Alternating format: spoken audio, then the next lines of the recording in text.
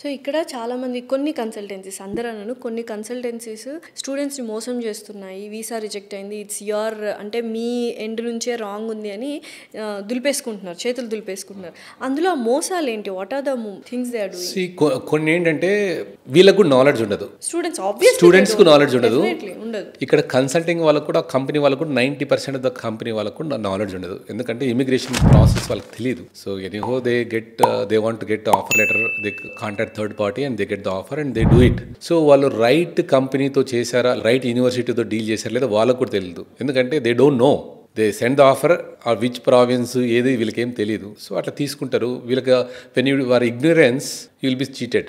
Student ignorance, consulting వాళ్ళకు కూడా అంత నాలెడ్జ్ ఉండదు, వాళ్ళు ఇగ్నరెంట్.